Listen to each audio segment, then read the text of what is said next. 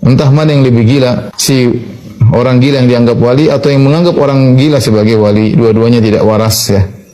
Tidak ada contohnya dari para salaf dahulu bahwasanya orang semakin bertakwa semakin gila atau orang gila dianggap sebagai wali. Lihatlah para sahabat radhiyallahu ta'ala anhum ajma'in. Mereka adalah orang-orang yang paling bertakwa kepada Allah Subhanahu wa taala. Mereka adalah wali-wali Allah. Apakah di antara mereka kemudian jadi gila saking cintanya kepada Allah Subhanahu wa taala? Tidak ada ya. Oleh karena sebenarnya mengatakan orang yang menganggap orang gila sebagai wali Allah, sebenarnya ini adalah penghinaan terhadap para wali yang sesungguhnya ya.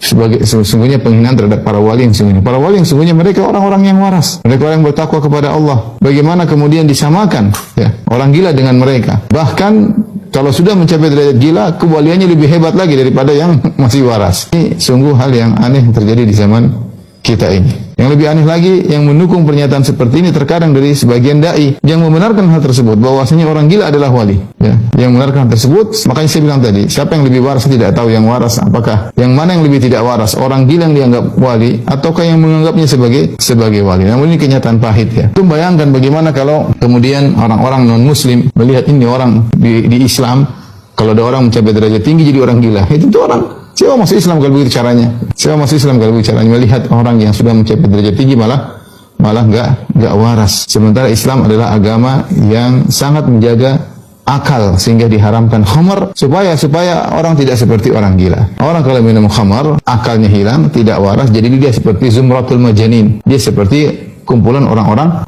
gila. Supaya Anda tidak seperti orang gila, maka jangan minum khamar. Ini malah bertakwa malah jadi orang gila. Ini malah bertakwa malah menjadi orang gila saking cintanya kepada Allah, katanya jadi orang gila ya.